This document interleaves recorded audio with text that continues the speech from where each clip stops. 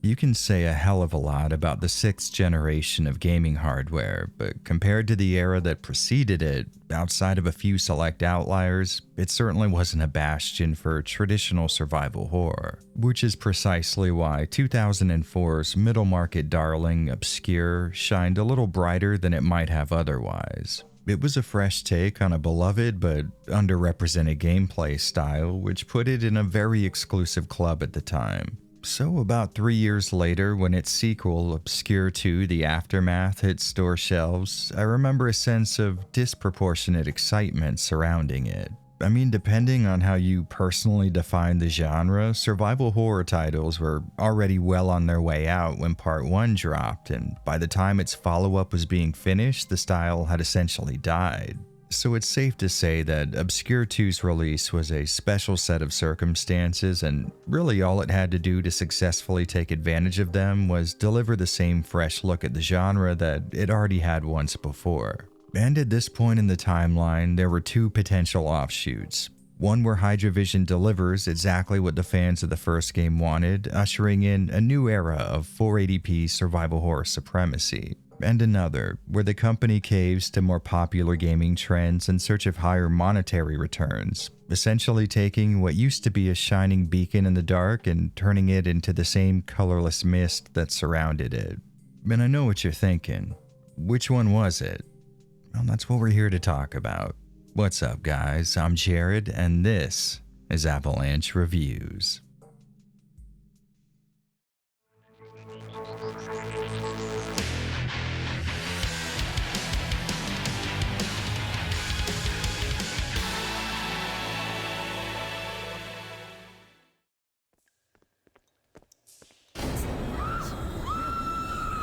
Something's coming. Can you feel it?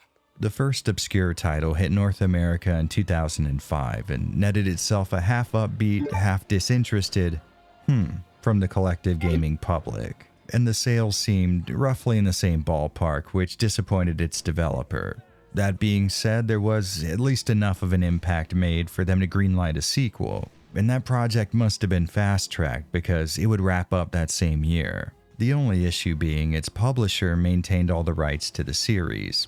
Now, I'm not really sure if getting them back entailed some sort of a legal battle or just a bit of negotiation, but regardless of what was going on, it would be a pretty lengthy process. At the end of it though, we would finally get our hands on Obscure 2 in March of 2008. And while the original had a respectable spread across the hardware of its day, Part 2 had it beat, showing up on the PS2, Wii, PC, and a year later on Sony's PSP.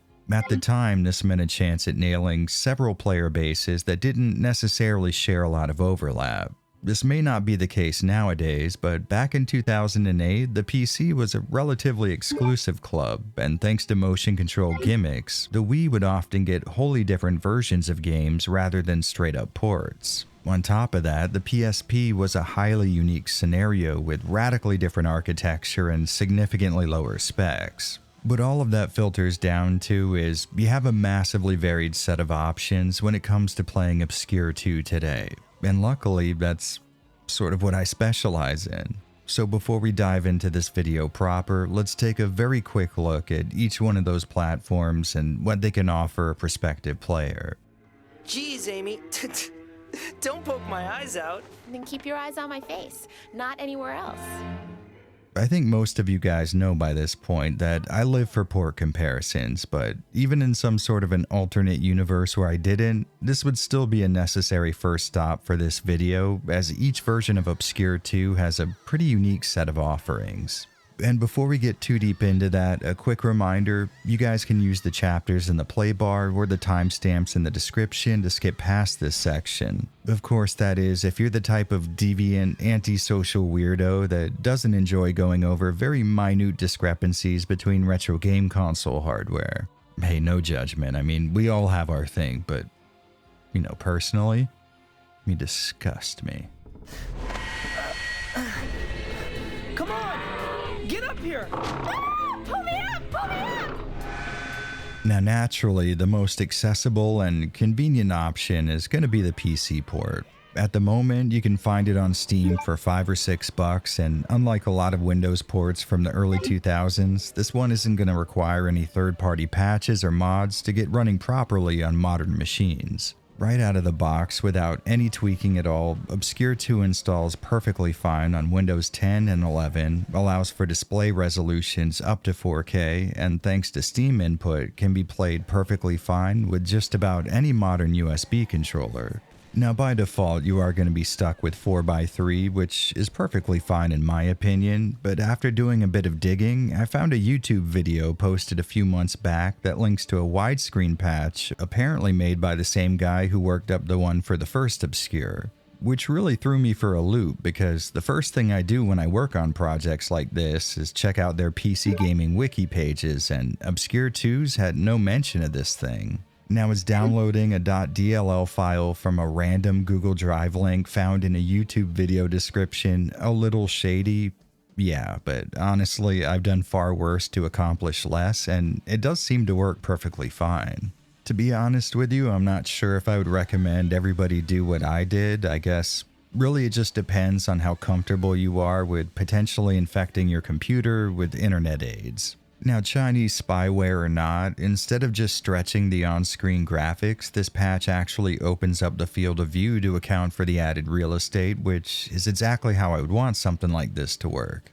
It's pretty great that the heads-up display assets are spread out to account for the newer, wider picture, although I will say it's a little disappointing and sort of surprising to see that they were stretched out as well. In fact, every piece of 2D art is going to be stretched horizontally using this patch, which is a shame, but not something I think would deter too many people from using it anyways. Aside from that, I didn't notice any of the weird stuff that came with the Obscure 1 widescreen patch, so if you're fine with pre-rendered art looking a little wider than usual, I'd say this is a perfectly great way to experience the game.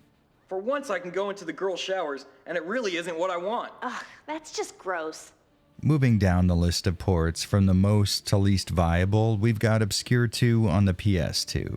Just like the first game, Aftermath is locked to 480i here, although I was really stoked to see that forcing 480p via GSM worked perfectly. Not only did I get a nice progressive scan image, but I didn't have to worry about the messed up FMVs or freezes that can sometimes come from using this method. If you happen to be wondering why that even matters, here's a quick side-by-side comparison. As you can see, highlighting options in 480p is seamless, but thanks to the artifacts that can come with deinterlacing 480i, even on the best scaler available, doing the same thing on the other side results in a sort of blurry, jumpy kind of effect. If you watched my last video on the series, you'll know that I was blown away at how stable and smooth the frame rate felt on PS2, and while I wouldn't say Obscure 2 is significantly worse on that front, it's definitely not up to the same standard. As I played the game, I would feel it chugging a lot more often than I would like, so I looked at the two side by side and found out even when Obscure 1 was performing its worst, it was still a noticeable improvement over what I would call the average scenario in Part 2. Now on the plus side, things do stay relatively stable within the 45 to 50 FPS range here in Aftermath, which means even though it's not as perceivably smooth as 60, it is sort of easy to get used to and eventually stop noticing. Overall, not a bad way to play this thing. In fact, at the risk of ruining the surprise, I'd say it's the best console port available, but certainly not the most interesting. Ah! I should have known. Please. Not a word.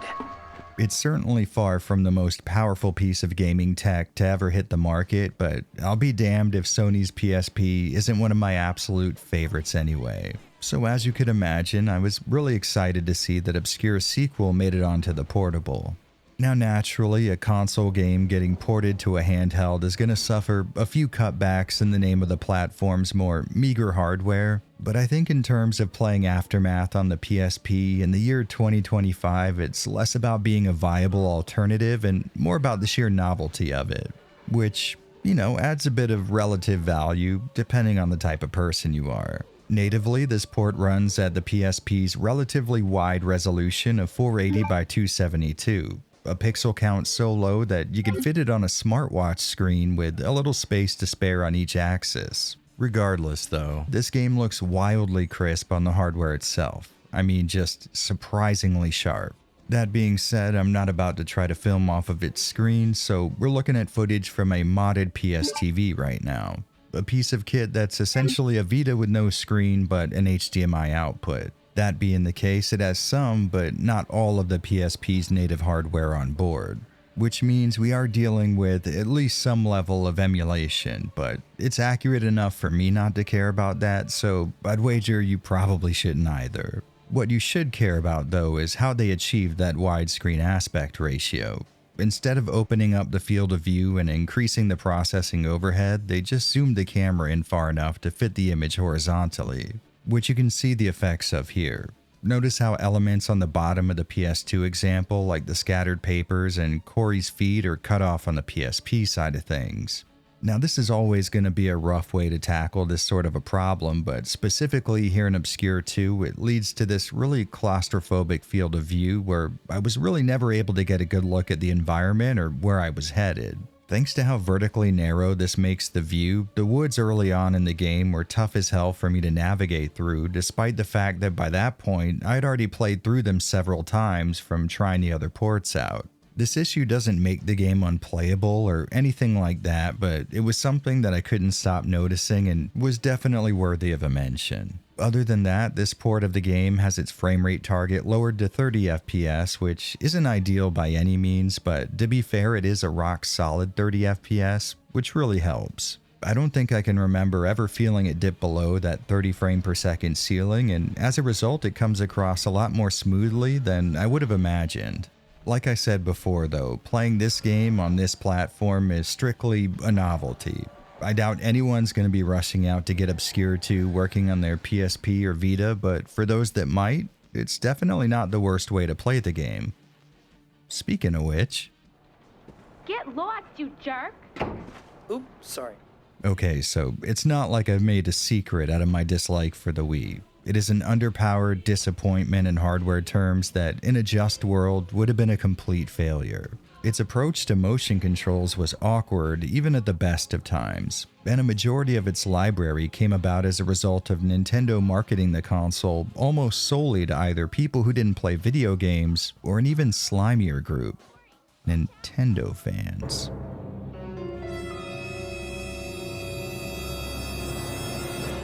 That being said, you really don't have to go too far out of your way to find me praising Wii games on this channel, and sometimes even preferring a port on the console over other higher powered options. Now I say all of that because this is not one of those times, and I don't want you guys thinking this is just me being a dick to people who like the Wii. I mean, to be fair, I am. You're all just terrible. But in this specific situation, that's not why I think Obscure 2's worst port is on this console. And to give you a visual idea of why I think that, from here on out we'll be using the Jared having fun cam up in the corner.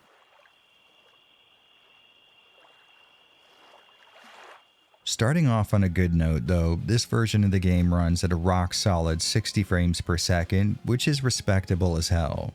Now moving away from the unquestionably good to the more weird side of the spectrum, this is the only Wii game that I have ever come across that I was unable to play in 480p. Usually, even with games that don't natively support it, you can force 480p through USB Loader GX, but here, I was unable to make it work. Now 480i is nowhere near the worst thing in the world, and on the plus side it's actually a little sharper than the 480p on the PS2, but it was just kind of weird to me that I finally came across a Wii game that flat out will not work in progressive scan.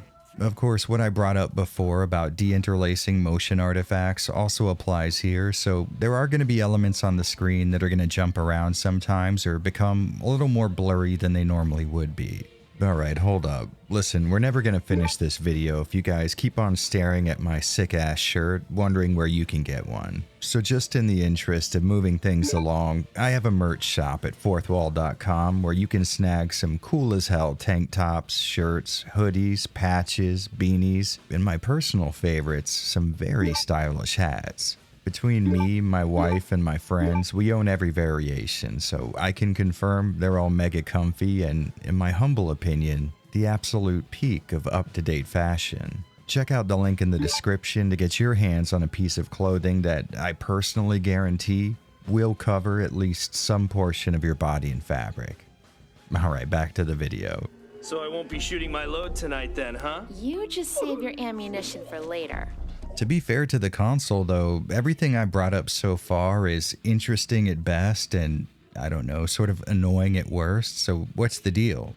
Well, what makes this such a nasty port of the game is the Wii's gimmicky motion controls. Just about every single action in the game that used to require a button press now needs some sort of a physical movement, and without furthering the whole lazy gamer stereotype, I just can't get down with the idea of needlessly complicating super simple actions by forcing me to move around in a way that's unintuitive as hell. I mean, even if you are the type to really get into this kind of stuff, you have to admit that waggle controls are wildly slower and less efficient than just moving your thumb a barely perceptible distance to depress a single button. Now, to be honest, it wouldn't be quite so bad if they were just relegated to stuff like grabbing a ledge or turning a wheel, but you're also going to use motion inputs for every swing of a melee weapon, which feels about as fluid and enjoyable as it sounds. On top of that, you'll exclusively be aiming your guns with the Wiimote's IR tracking. And while that can be fun in titles like Resident Evil Darkside Chronicles, where you're in a constant unbroken first-person view, in a game that isn't always using aim mode, it means one of two things. Either A, you play this game with your Wiimote constantly pointed at the dead center of your TV and always have this really annoying fairy sparkle on screen, or B, you accept that every time you aim your guns, your character is going to be pointing them at the ground. Thanks to the shaky aiming and replacement of nearly every button press with a waggle equivalent, I would say this version of Obscure 2 is far and beyond the worst way to play the game. It adds a level of difficulty that feels more unfair than challenging and isn't comfortable to play for long periods of time. I mean, listen, I have heard some solid arguments in favor of motion controls in video games over the years, but I feel like finally, after all of this time, I found the perfect counter-argument for them. This port. Don't fall! Do you have any other dumb things to say? So to sum things up, if you're looking for the best, most efficient method of playing Obscure 2 Aftermath, I'd say the obvious choice is, obviously, the PC port. Now, if you're looking for something closer to the experience that you might have had when the game first launched, the PS2 is a solid choice. And the PSP version is there for those that like the novelty of playing what's basically a 6th-gen console game in the palm of their hands. And at the bottom of that list, just because there's no Tiger Electronics or Gamecom port, is the Wii release. And with all of that out of the way, and I'm being serious, I did not mean for this section to go on as long as it did, I think we're ready to finally jump into the matter at hand.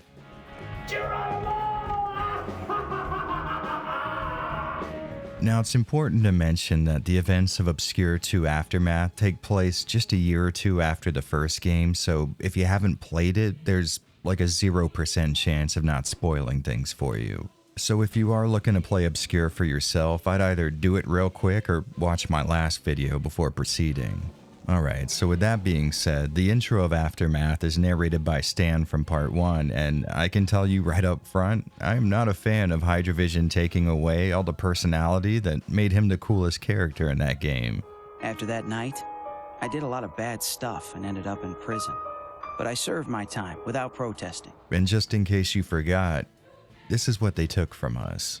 Whoa, dog. I don't know what you've been smoking, but you need to stop. Yeah, everything I see up in this piece is whack. You better quit jerking me. Stan's job here in the intro is twofold. First, to reiterate the events of the last game, and second, to describe his personal spiral into depravity. Since what I guess we could call the Leafmore event, the guy took to the streets, which led him into a life of crime and a subsequent jail sentence that he's since served out. After that, we're treated to a song that I can only describe as a runner-up for the Dawson's Creek intro jingle.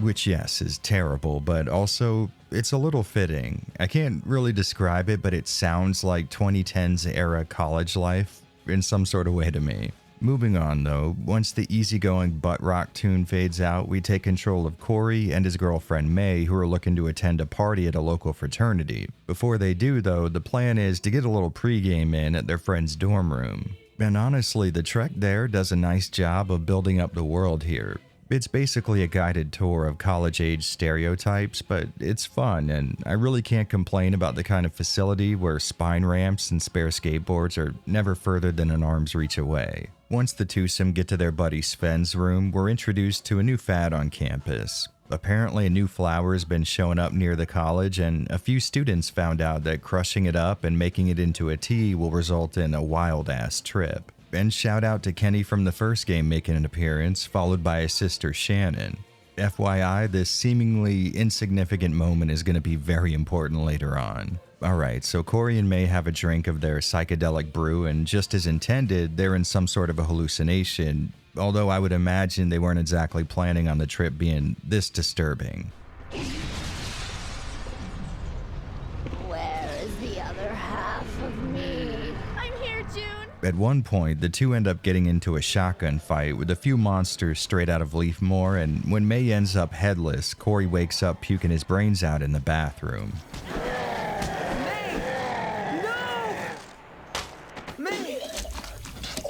Not to worry though, a quick chug of an energy drink brings things back to normal, which I would say is a pretty uncalled for and damning indictment on how I choose to live my life, thank you very much. Now with the idea that his girlfriend may be in a similarly pukey situation, Corey heads to her dorm room, which for some reason requires a fairly dangerous parkour session. I mean, I joked around about Leafmore High having a mad scientist's lab underneath it, but at least a regular person could navigate the school's hallways without mountain climbing experience and a safety line. And now that May is back from her trip to the Shadow Realm and has had tons of caffeine flushed into her system, the duo's first priority is to get to that frat party. They get beaten there by Kenny and Amy though, and I just have to say, big props to Hydravision for not only keeping the whale tale alive and kicking in this sequel, but also using it to hint at a crucial plot point later on. You know, when a game starts using visible thongs to indicate storyline changes, things are gonna get pretty wild. Our returning popular jock from the first game doesn't seem to curry much favor in this new setting though, because the guy doing security at the party, I'm picking up on some subtle hints that he may not want to let him in. If you fancy a drink, I took a leak in the corner earlier. But these two aren't about to leave without experiencing the absolute class typically associated with your average fraternity party, so they make their way to the roof and break a window to gain access. Just as they do, that same plant-based virus outbreak from Obscure 1 rears its ugly little head, and before Kenny and Amy even get a chance to drink a piss-warm solo cup of beer, the two are staring down the business end of another Leafmore incident. I'm hurt and they've killed my boyfriend. It will soon be your turn. And as a fun little note, right about here I noticed that Kenny calls Leafmore a college instead of a high school. What are you talking about? At the college I was at 2 years ago, students died from crap like this. I mean, hey, on the plus side, at least they're letting you know the kind of quality you're in for right up front. Anyway, the name of the game right now is escaping this party-turned-massacre, which is going to require this sort of esoteric puzzle solving that would make even a resident of Raccoon City blush. After making it to a room that seems to be safe, they come across a strange new character, and we're left with a bit of a cliffhanger. But who are... Look out! Now we take control of Corey and May again as they arrive at the party after all of the festivities. Read bloodshed has run its course. Ah! What are those things? Corpses? Am I still hallucinating or what? Corey, we're leaving. No!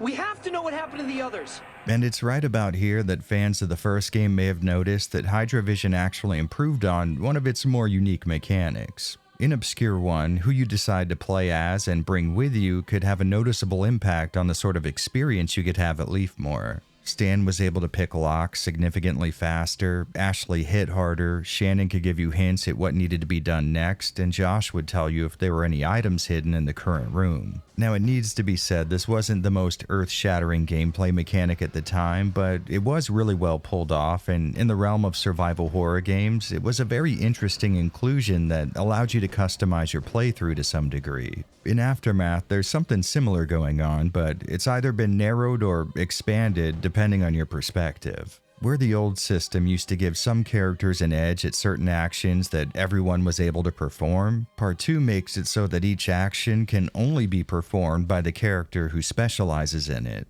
So Corey, because of his background in skateboarding, somehow has the ability to climb ledges and make longer jumps. Kenny and Sven, being the resident jocks, are the only ones who can push and pull heavy objects. May is a walking, talking Hollywood stereotype by being the resident hacker, and Amy has a hidden talent for code breaking and puzzle solving, which I feel like kind of clashes with her description in the inventory where it says that she's, and I quote, Miss Wet T-shirt on campus.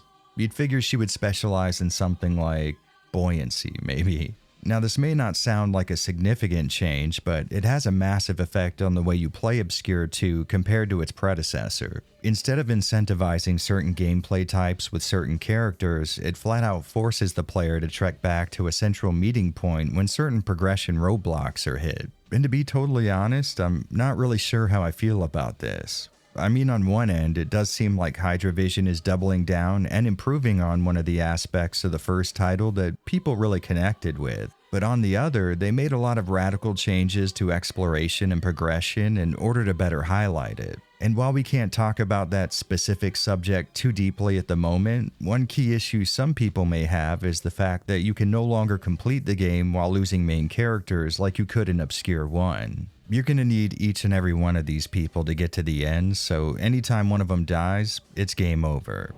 Let's take a deep breath and go. No! Sven!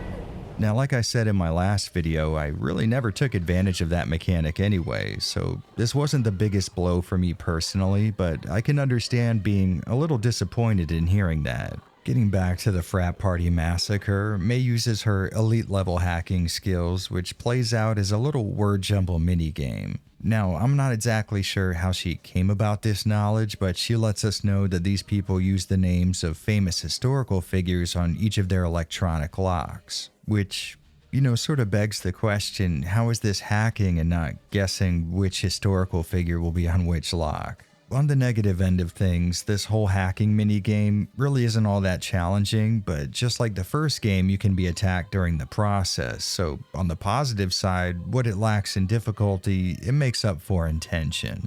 Once they make it inside the building, Corey needs to lift May up to a higher platform, and they add that same level of danger by having a monster come after her dangling toesies. But I wouldn't get too used to this happening because you are never ever gonna see it again. Which feels like a really big missed opportunity. I mean, you're going to be lifting a lot of people up on ledges with Corey, but the tutorial's preparing you for a situation you're never really going to be in outside of the tutorial. Anyway, once the two catch back up with Kenny and Amy, they find out this bald guy here is actually a biology teacher who mentors for the fraternity that owns this building, the Delta Theta Gamma Brotherhood.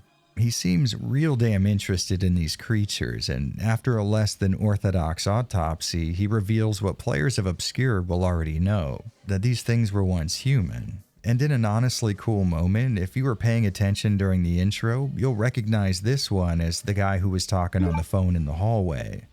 Kenny interjects to let everybody know that it's the flowers they've been ingesting that's causing this, and then May theorizes that it's the energy drinks they keep pounding back that are somehow keeping them from transforming into one of these creatures. Which is a very cool way to both weave a normal video game healing mechanic into the story and make me feel a little better about my own bad habits. Once the cutscene ends, biologist, teacher, and two first name haver Richard James gives us a syringe to introduce one of Aftermath's new systems. The idea being, since they're already infected, our college-age plant commandos can actually be healed by removing the stuff that makes their enemies so strong from their still beating hearts. So after a bad guy takes a dirt nap, you can squeeze a bit of their heart juice into a syringe, and after enough is gathered, a fairly powerful healing item can be made. It's okay, I've got a dose of serum. A nice little supplement to the first aid kits and energy drinks that the game hands out, and once again a cool move towards giving in-world explanations for video gamey concepts like using items for instant health boosts. Moving further into the Delta Theta Gamma house looking for an exit, Corey and Kenny come across something you could call a puzzle, but I would say is actually closer to obscure fan service. Now, for those of you intelligent and good-looking enough to have watched my last video, you'll know that it was light that played a massive role in harming the enemies you came up against in the first game.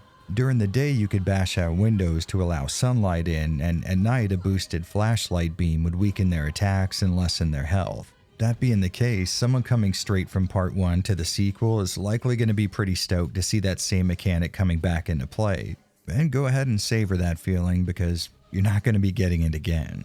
Despite Illumination playing such a massive role in its predecessor, Obscure 2, outside of this single instance at the start of the game, completely removes the idea of using light as a mechanic. I guess to be fair to the game, they don't completely remove the idea because you're still going to be using flares to damage your enemies, but your flashlights no longer play into that system. They don't do anything to enemies at all, which is really disappointing. And you know, now that I think about it, this is another really messed up tutorial because you can use this spotlight here to make these monsters run away, but at no point in the game does a situation like this show up again. I don't know, this is starting to form a pattern, and I'm getting the idea that the people who made the first few hours of this game weren't really on speaking terms with the ones who finished the rest of it. Regardless of the reason though, I feel like this was a bad move. I mean, to me, the whole using your flashlights as a weapon thing was just as big a part of the last title as the squad-based gameplay, and it feels really weird to drop it here, especially when we're fighting basically the same exact monsters. Cool, caffeine. After the darkness is cleared from this door, the crew is finally able to exit the frat house just in time for Sven to get there, complain about the party dying, and nearly get hit by a necrophagia monster driving Corey's car, which they can do now, I guess. Earlier on, they make it a point for Corey to talk about how much he loves the car, so he takes off after it with Amy in tow. Just then, May gets a call from her sister June on a walkie-talkie that they have for some reason, saying that she's in trouble. It looks like this outbreak has reached the college campus proper, so May and Sven head off to deal with that situation. They try to get Kenny to come along with them, but he's looking a little messed up. He says he needs some sort of medicine and heads off to the hospital instead. From here, we take control of Corey and Amy as they make their way through the woods, not just to save Corey's car, but to retrieve the shotgun in its trunk. In the process, they come across a battery-operated chainsaw that can be used to clear large trees blocking the way. It's an electric chainsaw. It works on batteries. Yeah, like a cell phone. Right, but don't confuse them, okay? Yeah. And even though this thing really doesn't get used very often during exploration and is way too slow to serve a purpose during a fight, it does highlight another new system. One that, ironically, in order to explain, I'm gonna have to talk about a separate one. What a strange little key. So in Obscure 2, a keen eye or just a bit of luck will have you coming across these small keys, and in just about every new section you'll find a weird box that requires 3 of them to open. Inside each one, you're gonna find some sort of a new weapon, which is an okay way of handling something like this. I mean, with all the effort they put into giving in-universe explanations for stuff like healing items, it's sort of weird for them to just scatter a bunch of Zelda chests around that operate on this weird 3-key system and act like it's normal. It's not exactly enough to complain about, but it does feel sort of weird for the genre. Anyway, one of the first weapons you're going to get from one of these chests is the taser, which is actually a lot more useful than anything else you'll come across in one of these. Mostly because it'll put these Mortophilia monsters on their asses for a bit, allowing for a few ammo-saving melee hits. But another great aspect surrounding this thing also brings us back to the chainsaw, and it's that they both can be recharged here at these electrical boxes that can be found all over the place. This little mechanic is actually great because it lets you decide between conserving non-rechargeable resources like ammo and taking the time to backtrack to an electrical box every time your taser runs low. Further into the woods, we get 2 more things to talk about. First up is this guy. We don't know anything about him, but we will soon. And second is easily the most annoying enemy type in the entire game. These flying assholes mostly exist just to make porn tier moaning sound effects off screen and stay just far enough away from you so that it looks like your melee attacks are actually going to make contact, but like 50% of the time they won't. What was that? It reminds me of May when she gets angry. Right now, I sympathize with her. Like I already said, the stun gun is invaluable in combat, but when it comes to fighting these things specifically, it's flat out a requirement. After fighting their way through the woods, Corey and Amy find themselves at the hospital Kenny said he was going to. And once they make it inside, which of course couldn't possibly include walking through the front door, they come across a conveniently placed radio that lets them catch up with May and Sven. Now that everybody's synced up and aware of each other's respective plans, we're taken to a scene of Kenny looking even worse than he did outside of the frat house. He seems to be in desperate need of whatever he's looking for, and in a move I really don't understand, he picks up a radio and starts sending out a message for help. One that may or may not have been picked up by Stan, who just so happened to have been driving his van around the area. Just then, his sister Shannon walks in and says she also wasn't able to find whatever medicine it is that he needs. Now, I think it's really weird that Kenny sends out an odd message for help when he knows Shannon is with him and looking for the medicine that he needs. But B, and most importantly, I approve of Shannon's glow up from a cutie that might get into the odd Paramore track to a goth hottie that jams Coal Chamber and Static X on the reg. After this, we switch over to Sven and May as they try to get inside the college to save June, which, like you may have guessed, requires an even application of Sven's strength and May's word jumble skills masquerading as hacking. And at the risk of getting in the way of a story that I would say is working its way up to being relatively compelling, we really have to talk about two things that are responsible for my last video getting an absolute slew of comments like this. While Obscure 2 The Aftermath certainly has its fans, in my experience, the majority of people who enjoyed the first game were, at the very least, disappointed with the second. And I genuinely want to say that you could count me among them because that is half true, but it's sort of half false as well. It's sort of complicated, but we're going to tap that vein soon enough. Until then, let's get back to what I was talking about a second ago. The two issues that, by my estimation, makes this a far less well-loved title than the one that came before it. Alright, so if we're going to break this duology into its baser elements, what sort of a comparison would we have? Well, Obscure 1 had team-based mechanics, wonky combat, survival horror gameplay, a cheesy but endearing story, and a cast of, in my opinion, likable characters. With Aftermath, there's basically the same team-based mechanics, survival horror gameplay, the same wonky combat, potentially a better story, and once again, in my opinion, a cast of lovable characters. I mean, on paper, we've got all the same ingredients here, which leaves us with a question. On the second time around, why are they not adding up into a similarly enjoyable experience as the first game? I would say the answer lies within the portions, the specific measurements of each ingredient. See, I wasn't being completely truthful with you guys when I said that Obscure 2 also has survival horror gameplay. Ow! You're a real idiot! I mean, it technically does, so I wasn't exactly lying, but like I said, it's an issue of portioning. In the first game, the general flow went something like this. You would explore an area with a bunch of locked doors and puzzles, and then you'd crisscross the place, returning to old rooms and opening up new ones until coming across a key or an item that would unlock a new location, which would include the same format. Then once you had opened up every area in the school, you would do the same thing but on a grander scale, backtracking from one major location to another. And I can't exactly say that Obscure 2 doesn't do the same thing. I mean, here's some footage of me solving a really cool puzzle that required paying attention to the environment, and here's me backtracking through a series of hospital rooms looking for 2 key cards that'll open up the room I'm trying to get into. I mean, while editing this video, I could probably find plenty of like-for-like clips of footage from both games, and looking at them side by side, you'd probably think they offer the same type of experience, which they definitely don't. See, in Aftermath, the general flow goes something like this. An FMV will end and you'll be forced to control a specific pairing of the main cast members. Then you'll work your way through what's essentially a straight line until you come to a fork in the road.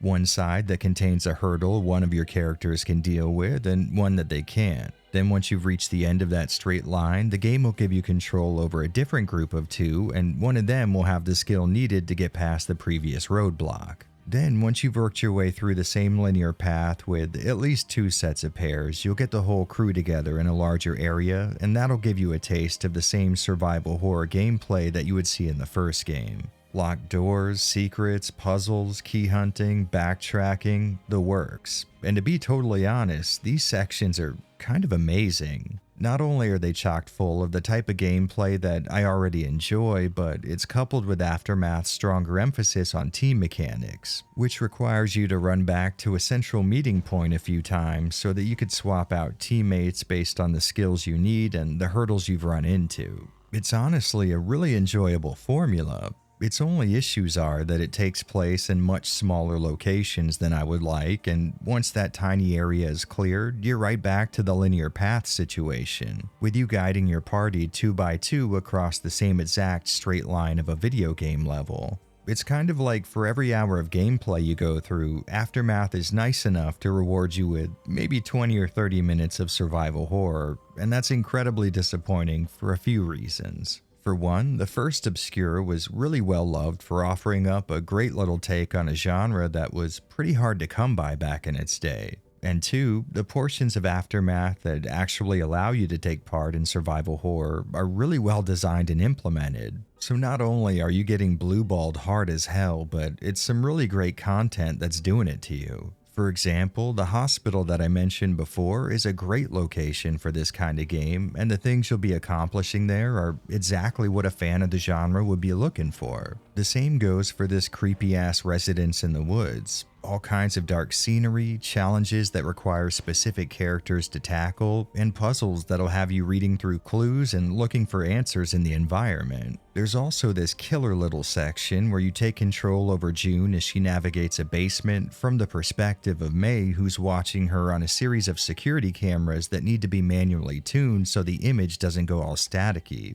It's incredibly meta in the sense that survival horror's fixed camera angles were always sort of meant to give off a feeling of voyeurism, like the characters being viewed from afar, but in this scene, it's actually what's happening. Then there's the final two areas, which I won't spoil, but rest assured there's all kinds of survival horror fun to be had there as well. It's almost depressing because the tiny scraps of this style of gameplay that Part 2 sees fit to throw our way are as solid, if not more so, than equivalent sections in Obscure 1. Instead of focusing on that obvious upside though, you spend far more time in the painfully linear and boring in-between areas than you do engaging with what used to be the series' main genre. So for those of you that say Aftermath is not a survival horror game, I got to agree with you, but those that say that it is, they kind of have my support too. It's a really strange mashup of genres that aren't blended very well, which leads to the game feeling sort of schizophrenic and incohesive.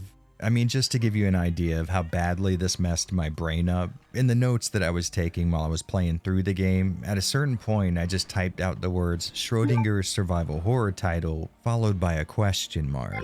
But getting back to what I said like a page and a half of script ago, I think that there are two reasons this game isn't remembered as fondly as its predecessor.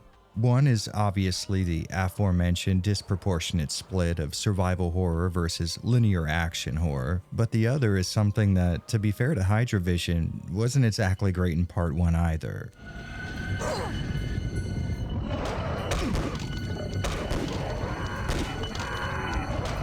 Back in the first game, the only thing that combat had going for it was the whole light mechanic. Being able to bust out windows or shine your flashlight at enemies to weaken them sort of took the focus off of what was a really half-baked fighting system. One of the main reasons being there wasn't a lot of impact, either on the part of the player or the enemy. Attacks just sort of phased through character models, and thanks to a lack of animation, sound effects, and camera movement, it was sort of hard to tell who was getting hit and who was doing the hitting most of the time. And best believe, every single one of those issues has returned for the sequel, plus a litany of new ones that managed to take what used to be sort of annoying and elevate it into genuine, heartfelt frustration. I am truly not exaggerating when I say that getting into a fight in this title is some of the worst gaming that I've purposefully played in years. It is just awful. It's actually so bad that as I got halfway through my second playthrough to get footage on PC, I realized something. I had absolutely no idea how many hits it took to put a bad guy down. And that's because I never once had a sense of when my character was actually making contact with one. It feels like they play a sound effect for every other or even every third strike, and the noise an enemy makes when it's getting hit is just about the same as the noise it makes when it's attacking. I mean, hell, even if I could tell when I was successfully attacking half the time, it would still be a nightmare because that successful attack does nothing to keep one of these monsters from also damaging you. Most of the fights that you get into, you're just standing in place and trading strikes until one of you dies because pain states are almost non-existent. I mean, yeah, they will happen, but they're so rare you really can't count on them. That being the case, even in the middle of a 3-hit combo where every single swing lands, you're still going to be taking the same amount of damage from the opposition as if you weren't attacking at all. And I think I could guess what most of you are thinking right now. It seems a little ridiculous spending this much time and energy critiquing melee combat in a game that also lets you use guns, which is fair. I mean, I would be really pissed if, for example, I tuned into a video covering Resident Evil and the person was talking about how bad of a game it was because zombies are really hard to kill with a knife. So allow me to explain. Rest assured, you do indeed have access to firearms in Obscure 2. The ammo, however, that is a different story. Corey, I think we have a visitor. Well, what do you know? In the last video, you might remember me complaining about how Part 1 gave me so many bullets that it effectively nerfed its own combat after the halfway point of the game. Well, that must have been a fairly common complaint back in the day because here in Aftermath, ammunition may as well be a modern video game that's well optimized because you're almost never gonna see it. And you know, at face value, it's not like this was a terrible move. I mean, the first game suffered from a lack of difficulty due to excessive ammo pickups, so you make it less common of a resource in the sequel. That makes a lot of sense. Or at least it would if that didn't mean that the player needed to fall back on a melee combat system that could be charitably described as only mostly broken. And God help you if you think you're going to get around that limitation by giving your AI partner a gun, because that is a whole different example of bad design. If your teammate has a gun in their inventory and there are bullets available for it, they will use it no matter what. If you've given one of these guys 3 melee weapons and an endgame flare launcher, when that lowly starting enemy that only takes a single whack with a hockey stick runs up to do next to no damage to them, they are going to use that flare gun until it's empty. Now you, the viewer, being a rational person, may assume that at the very least, this AI, having access to the game's internal systems, wouldn't waste ammo shooting at enemies that have already died. Well, hot damn would you be wrong on that one.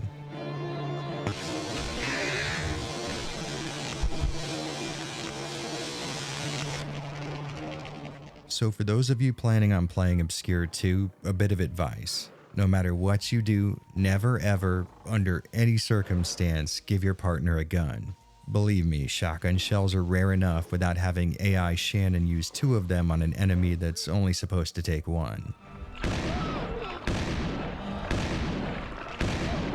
Hey, you guys remember like 20 minutes ago when we were following Obscure 2's story? Let's get back on track. So when we last left our Nordic athlete and Chinese super hacker, they were at the Fall Creek University campus saving June from the attacking Mortophilia horde. During this section, you've got a little added tension in the form of a constantly decreasing health bar for May's sibling, which, depending on how fast you figure out that this window is breakable, might be a pretty tight run. And I'll go ahead and warn you guys ahead of time, we are slipping into narrative spoilers here, but I can't really discuss the story as a whole without covering the events after this, so if that's an issue, go ahead and use the chapters below to skip this spot. Alright, for those of you that are left and haven't figured it out based on context alone, May's sister June is going to die here, but in a really interesting twist, you have a bit of control over it. Not necessarily in the form of preventing it, but more when and how it goes down. When you show up to her dorm room, she's being choked out by this plus-sized abomination, and if you don't immediately take action by attacking this thing, it'll kill June right there on the spot. But if you do manage to land some damage in the allotted time, it'll toss the poor girl out of a 3rd-story window, which I guess this game considers to be the less lethal option of the two. No! You're gonna pay. I'm gonna bust you up. Now, using logic that I don't think I'll ever understand, June somehow lands in a sewer, and even stranger, Sven figures that they should be able to see her on the security monitors downstairs, even though they only let you see the cameras in the basement. So either this modern college has one of those medieval French catacomb-like sewage moats running underneath it, or the people writing the script really couldn't figure out a better way to get the next events to play out. This being a survival horror game, we've got a 50-50 chance of either of those things being true. But regardless, we use said monitors to lead June through the basement and to an electrical box that should supply power to the door connecting us to her, which to her credit she does accomplish, just before this scene plays.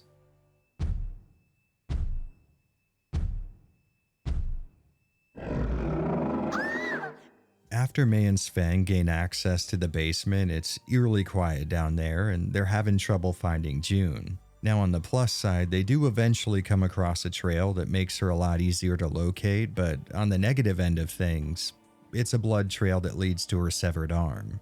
May's a good sister though, and she's not about to give up, so she continues on, only to find the inevitable: June's gnarled dead body. And you know, in spite of the fairly ineffectual facial animations, the, up to this point, relatively easygoing story, and the fact that I'm not sure I ever saw her face while she was alive, June's death hit me kinda hard, especially the part where May has to be drug off by Sven. May, oh, dude! I can't leave her. May, please, we need to go. Pivoting from this scene, we hop back over to Corey and Amy, who are either looking to get out of the hospital or to meet Sven and May, who are currently trying to get there. I guess it doesn't really matter though, because either way, we've got ourselves an appropriately spooky location to explore, and one that actually contains a bit of story in it. Now, if you've been paying attention so far, which, believe me, I understand if you weren't, but if you have, you may have noticed that there hasn't been a lot of background to this whole Outbreak thing. I mean, at the moment, outside of personal drama, we really only have a few pieces of the plot to mess around with. It started at a frat house. We've linked up with a biology teacher who's really comfortable getting elbow deep in mutated cadavers, and the cure for the infection is sponsored by Monster Energy. Well, I'm not going to get your hopes up for an outright explanation, but we do get a cool look at the events leading up to this mortophilia outbreak and find out that it wasn't as fast as the game made it look at first. According to this aptly titled generic report, doctors have been trying to figure this shit out for at least a month. And sure, that is interesting, but not quite as interesting as the idea that mortophilia spores seem to be spreading way faster thanks to people who, and I quote, enjoy nights of binge drinking and unprotected intercourse. I mean, hell, you throw some jazz music and a bit of the devil's lettuce in there and we'll be on the verge of flat-out moral anarchy. Human sacrifice, dogs and cats living together, mass hysteria. But hey, on the plus side, it seems like this ancient killer plant virus has the unexpected benefit of curing or preventing STDs, so, you know, not all bad. On a real note, though, this is easily one of the funniest interactions in the entire game. So students turned into monsters because they got busy without using protection? They should have known better. You should always use contraceptives. And yes, at first it may sound like Amy's just doing a bit of moral grandstanding, but in her defense, we are all taught from a very young age that unprotected sex can lead to rapid mutation into plant-human hybrids. I mean, these college kids, they knew what they were getting into. Now, this might sound crazy, but this is actually a really good jumping off point for something I didn't really notice until I started watching my captured footage back. There is a genuinely surprising amount of nudity in this game. I mean, if you've actually been looking at the screen for the entire runtime of this video, you've seen like 50 pairs of tatas and at least a few dozen front butts.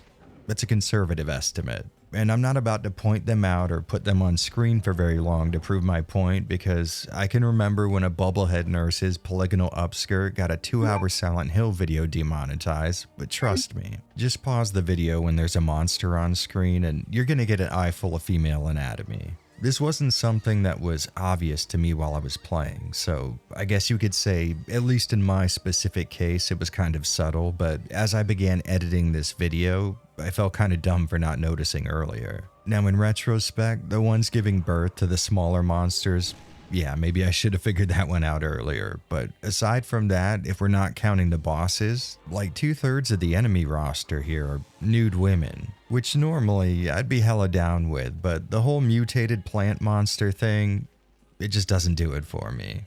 Hey, here's a fun exercise. Why don't you theorize in the comments what my kink actually is, and I'll pin the comment that gets closest or makes me laugh the most. After I noticed all of the nude body horror, I decided to check out the concept art that came with the PC version, which I 100% cannot show you guys without some heavy censoring. If I had to describe it verbally, I would say it's like one of those magic eye pictures, except the longer you stare at these things, the more easy it is to see a Cannibal Corpse logo and a parental advisory sticker in the corner. And in all honesty, I should probably stop here, but this booby-filled rabbit hole, it goes even deeper. I'm hanging with a real geek. Well, that worked out great for you when you crashed your PC. As I played the Steam release of Obscure 2, I noticed something sort of strange about the starting mortophilia hallucination. At first, I thought maybe it was just an error caused by an asset being scaled weird, or maybe the widescreen mod, but upon closer inspection, it does seem like the Steam port has been censored to some degree. Like I said before, I really can't risk having an unaltered freeze frame on screen, so you're gonna have to take me at my word that there is indeed nudity under the black bars on the right, but they definitely messed with this specific 3D model here on PC in a way that does seem to be an act of censorship.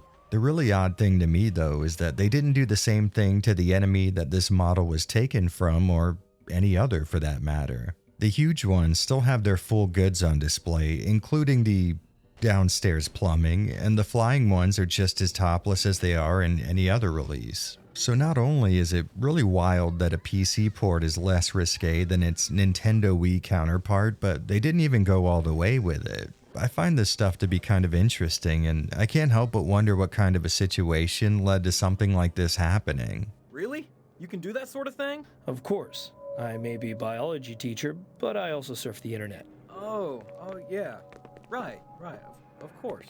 Getting back to the non-sexual material at hand, although that is going to change real soon, trust me. Corey and Amy are stuck at the hospital, and the current goal is to find 2 staff keycards that'll get them into the adjacent hospital wing, which just so happens to be where Kenny's at. And I have to mention once again just how cool this area is. The creepy-ass flickering lights, the destruction, dead bodies, and desolated scenery. It's like top-tier survival horror environment design. A real joy to play through.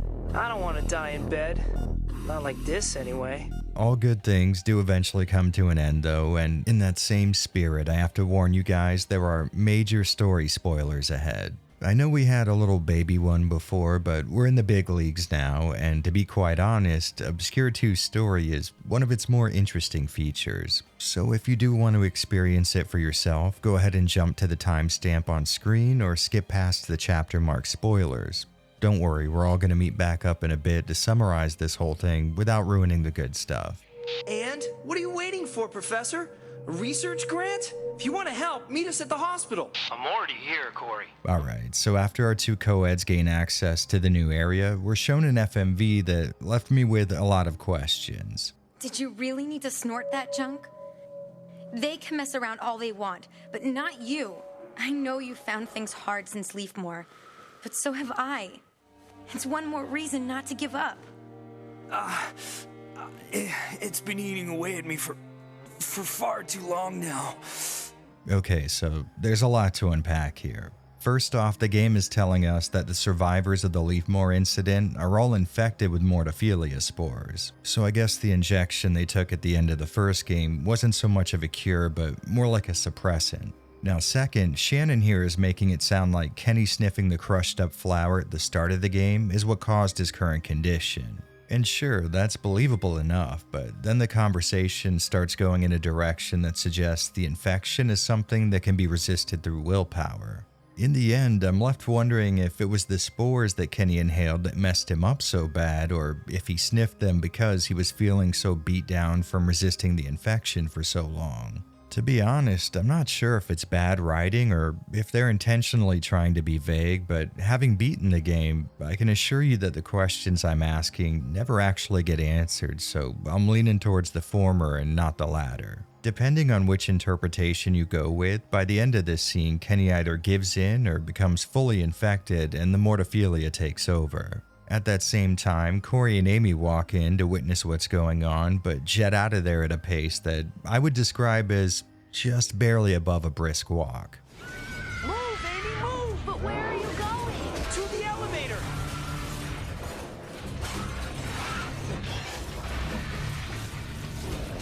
After getting the elevator to work, they head to the ground floor where they meet up with their bald biologist friend.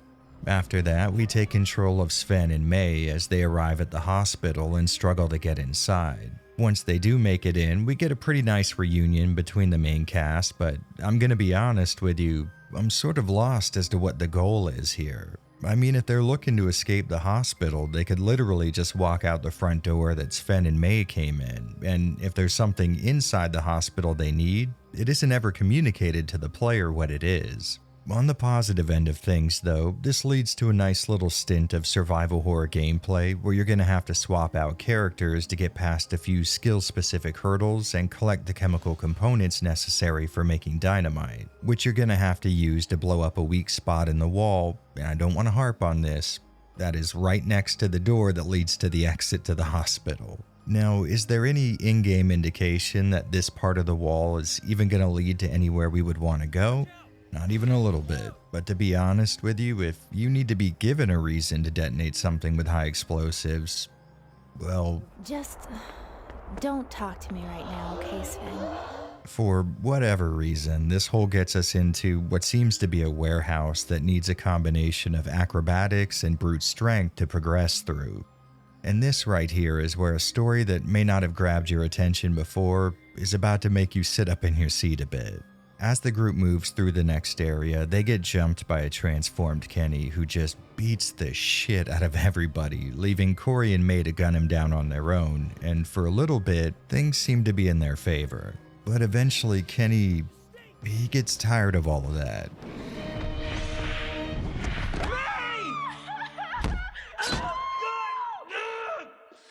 Now, you're gonna know the meaning of regret. Oh, I didn't do it on purpose. Okay, pause. So that right there was absolutely fucking brutal. I mean, May losing her sister, I could have seen that from a mile away. Not only is her death predicted in that hallucination at the start of the game, but I'm not even sure you see her face until moments before she dies. But this, I was not expecting the game to throw this level of craziness at me. I actually really liked May as a character, and her relationship with Corey was sort of wholesome. Plus, I think you could definitely make the argument she had some of the best dialogue in the game. My car's not far from here. Come back, you retard. On top of that, you gotta keep in mind that we're coming straight from the first Obscure where they totally could have killed Kenny off but chose not to. If part 1 was one of those young adult thrillers, this one's like the same concept but directed by Eli Roth. Anyway, let's go ahead and unpause the tragedy at hand. I'm gonna have some fun. Enough, Kenny, enough. Kenny, you've become a major jerk, man. Now A, do you know you're supposed to work out your lower body, too? and B, I feel like jerk would be a good insult to throw at a guy who walked into the gas station in front of you but didn't hold the door open. For someone who, without reason, crushed a woman's head like a watermelon, maybe something a little more harsh would be appropriate. Well, regardless, Stan and Shannon are able to do enough damage to Kenny to justify him retreating, which leaves us with the fairly gut-wrenching scene of Corey prying himself off of a piece of rebar and mourning his dead girlfriend. Once again, I really did not expect the story to go down this dark of a road, but now that it has, I'm not exactly complaining. In the scene that follows, the crew tries to get away from the chaos in Stan's ride. The game's main cast is understandably in the back crying their eyes out, while the two Obscure 1 pro tags share a bit of what I would call inappropriately upbeat nostalgia given the circumstances. Just then, one of the healthy at any size monsters steps out into their path, which causes the van to run off a cliff face and crash into the ground below, resulting in us seeing Shannon in what is definitely not her best angle. The crash has left everyone other than Professor James unconscious, and he's essentially useless. So now it's up to our reunited Leafmore alumni to clear out the nearby dam so they can potentially hold up there for a while. Once the two make their way to some sort of a control room, they catch a glimpse of Amy, which is strange as she was just in the back of the upturned van not even a whole 10 minutes ago. Before they can figure out what happened though, Stan suffers some sort of an attack, which I'm assuming as a result of his mortophilia infection, so Shannon calls up Sven and Corey to come help out. Once the two show up, they collectively fix the elevator and head down to the room below to scoop up Amy, which is when Kenny shows up and hints at doing something to her that I'm not even allowed to allude to without getting this video obliterated by YouTube's moderation bots. Check on the blonde. I wasn't too gentle with her. Ugh! Once again, a massively dark plot point to be pulling, especially in a game that showed up on the Nintendo Wii. After another boss fight, Kenny's seemingly killed by a massive metal object, leaving his sister with the guilt of having put him down. But not to worry, Corey's there and he knows exactly what to say to cheer her up. You've just killed your brother, Shannon. After getting rid of her brother, Shannon and Corey exit the dam and get a call from Sven. Apparently Stan and the professor got separated from the group in the escape and ended up at a place called Turtlestone Island. So the current plan is for Sven, Amy, Shannon, and Corey to head there via boat so they can all regroup. Or at least that's what the game is telling us, because once our goth princess and her beanie-clad prince are reunited, they decide that Sven and Amy, I guess, can fend for themselves because the island, quote-unquote, isn't safe anymore, and they dip out. I'm not a baby anymore, Stan. I shoot just as well as you now. We can't stay here any longer. We gotta keep going. At this point, we take control of Sven and Amy as they, without any communication with the other group, head towards wherever Stan took off to in the previous cutscene. You know, I really don't mean to harp on stuff like this quite so much, but there are just so many points in the story where the characters will make a plan, and then the game will just head in a totally different direction without letting the player know anything had changed. It feels like the people writing the script and the ones planning out the game's progression, at a certain point, just sort of decided they weren't going to talk to each other anymore. But pivoting away from the game's fuck-ups, it was on my second playthrough of this section where I noticed something really well handled, more so than anything else in the story so far. Now, me being the absolute gentleman that I am, it pains me to point this out again, but just like Kenny's girlfriend in the first game, so far Amy's been rocking the classic early 2000s combo of low-rise jeans and a visible thong. But here in this section, I noticed, other than the addition of her streaked eye makeup, half of that fashion statement was no longer present, which, to be totally honest, is an unexpectedly subtle and sort of classy way to hint at what just happened to her. Now, I'm certainly not about to put this game up there with Silent Hill 2 or anything, but if you are going to depict this kind of stuff without having the game's dialogue come out and say it directly, this does feel like a relatively mature way to do it.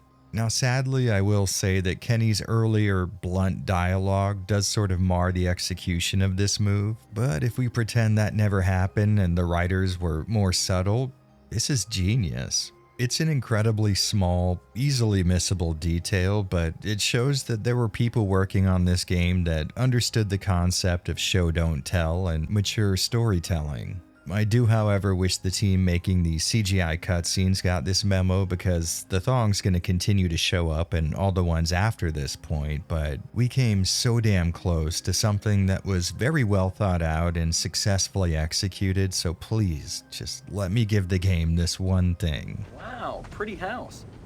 Do you think there's people living here? Alright, so moving along, Sven and Amy, after coming ashore, make their way to a pretty beat-up residence. Thinking maybe there might be somebody inside who can help, they try to get in via the greenhouse. Just as they get through the door, though, they're jumped by a guy I'm guessing most of the people watching this video won't remember was even in the game. Which is perfectly understandable, by the way. I mean, we only caught a brief glimpse of the guy in the first hour or so of the playthrough. According to my captures, 3.5 hours go by between us first seeing him and this FMV without even a mention in between. I mean, there's cultivating an air of mystery, and then there's just forgetting that the game should have some sort of a main antagonist. Or I guess one that isn't a black vapor cloud of spores. But we're getting off topic. Sven, showing off his untapped Chad energy, pieces up his attacker, giving Amy a chance to get away. Get out of here, Amy! I'll keep him off! which doesn't exactly do a lot to keep him from knocking the Nordic beefcake out and dragging him off anyway. We're then taken back to the dock where Shannon's feeling a little overwhelmed and asks Stan why they're even fighting if this kind of stuff keeps happening. So he comes back with what might be one of the most awkward kisses in a video game I've ever seen, but I don't really care because I like these two and I'm glad they're hooking up. Although to be fair, the way this game is treating couples, this might be a really bad sign. Oh, and I really couldn't find a better spot to slip this in, but ever since Leafmore, Amy's been able to absorb the weird miasma that the Mortophilia emits, so she's now canonically a spore witch. Moving on, Eminem and goth Avril Lavigne eventually make their way to the house where Sven was abducted, and after getting inside, find Amy hiding in a closet. She tells everyone about the freak who took her would-be boyfriend, and now the new goal is to navigate the puzzle box that is his house and find the college hockey star. Now there are a few revelations to talk about here. First off, everybody in this group is really grossed out by the idea that this guy's deformed. Oh, that's shocking. Poor kid. The child in the photos is handicapped. Some people have no luck in life. Some kind of deformed freak captured him. His father? With a son who looks like that, what's he gonna be like? I mean, I get it. He's the bad guy, but they're not really harping on how evil he is, just that he's really ugly to look at, which I thought was pretty funny. But more importantly, at least in terms of late game story reveals, we come across scattered journal entries that let us know this guy's name is Jedediah, and at a really young age, he happened upon his nearly dead father who he says dreams with the flowers now. Let's hold on to that little factoid. Once the crew makes it through one of the last locked doors in the house, they do find Sven. And I'm gonna warn you right up front, I do not feel bad about making this joke. Me? Just hanging around.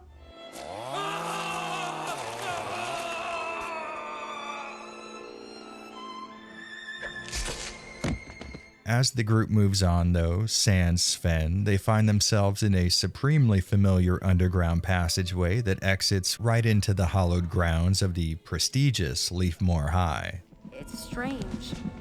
I feel almost nauseous. I feel bad about everything we lost here. Our innocence, for that matter. After making their way to the courtyard, Stan and Shannon are greeted by Corey and the gang, who just sort of appear out of a hole in the ground, which in terms of Obscure 2's unexplained dumb shit doesn't even rank in the top 10. Now they still haven't found the guy with the chainsaw, so that's definitely still on the to-do list, but these guys better hope they're in one of those states where a certain procedure is legal, because Amy's about an hour away from being an unwilling mother.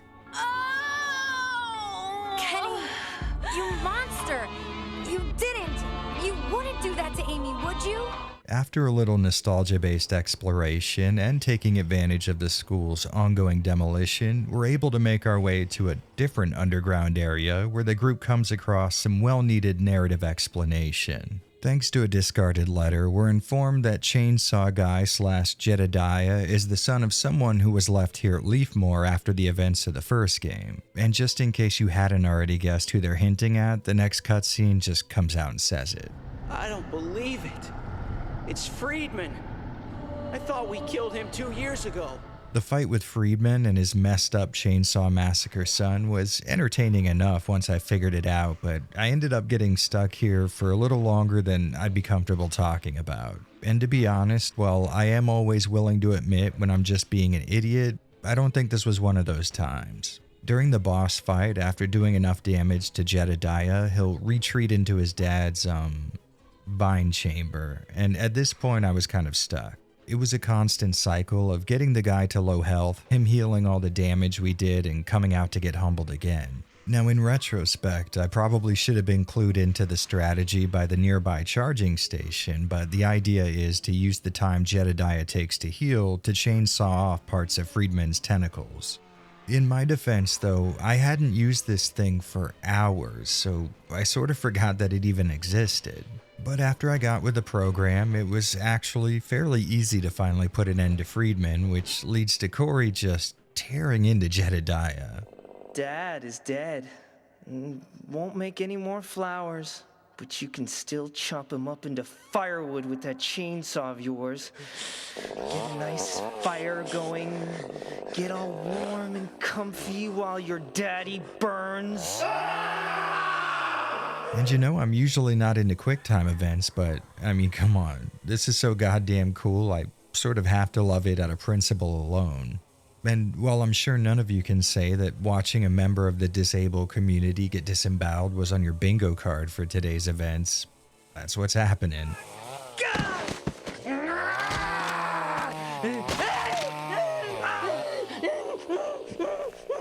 As Jedediah slowly bleeds out, the flowers all around him start to wilt, and there we have it. A nice bow to put on all of these terrible events. Friedman's entire bloodline has been wiped clean from the earth, and the flowers that caused the outbreak are dying. I think we all deserve a credit screen. Now, I can probably imagine what you're thinking. This feels a bit strange. I mean, what about Amy's weird plant hybrid baby? And why didn't we get an ending screen where everyone comes together and celebrates? The game just sort of fades to black without tying up any of its loose ends. Well, I would suggest strapping in, because Obscure 2 has the planet-sized balls to make you sit through 4 minutes of an unskippable credit sequence before pulling the carpet out from under you by not only giving you an extra scene afterwards, but an entire new gameplay section, boss fight, and ending. Which I would say, given the circumstances, is a pretty fucking bold move. I mean, imagine the percentage of people that beat this game when it launched and just turned their consoles off after sitting through a minute or two of the credits. Now, it's important to mention that this was the first time I had ever finished this game, and even during the research phase for this video, I didn't come across any warnings of a wild move of this caliber. So I could have very easily been a part of that statistic. And you know, I'm not really sure if I respect that level of who gives a shit decision making or hate it. But I can definitely say it made an impact. Alright, so after the false credits, the game cuts to an FMV showing some hazmat guys loading a very pregnant Amy into an ambulance with the strange title of Physical Education Section on the side. And in a twist that was so obvious, I immediately dismissed it as being possible, Professor James is revealed to be a bad guy. I mean, yeah, the way that he talks and his interest in the creature should have been a dead giveaway, but it was just so on the nose I couldn't believe it. I'm going to do some tests on this flower and this student. So either I was giving the writers at Hydra Vision way more credit than they deserve, or they actually meant for this precise outcome, and maybe I do owe them a bit of credit. Either way, James tells us that he's a follower of Friedman's research on mortophilia and eternal life, but there was a flaw in his approach. Apparently, injecting normal people with the spores was always doomed to fail. Turns out the real way forward is for a new being to be born with the spores already coursing through them, aka Amy's child. And I guess Stan and Shannon have value too because of their previous infection, so James just has everybody thrown in the back of these vans. On the way though, the black spores, I guess, attack or just manifest themselves in a way that causes a crash, which frees our returning Leafmore graduates. Before anyone has a chance to process what's going on, Corey calls in on the walkie-talkie saying that he's escaped, but they still have Amy, so he's planning on mounting a rescue. Stan and Shannon, on the other hand, are just looking to get out of their current position because they are out in the shit, surrounded by monsters and lacking any kind of weapons or healing items. Heading up the only available path, the two end up at the Delta Theta Gamma frat house where all of this started, which is going to make a lot of sense in just a little bit. As they walk in the front door, they catch a radio broadcast between James and an incoming helicopter. He tells the pilot that he's changing the evac location to Lincoln Stadium. So, good, now we have something approaching a plan. But here's where things get kind of dumb again. You might figure the best way to get to that stadium would be to exit the frat house and hoof it over there, but instead the game has us working our way further into the Delta Theta Gamma house and through a section of it that no one could have possibly known was there, especially since neither of these two have ever been here before. Delta Theta Gamma? I didn't think I would ever set foot in here.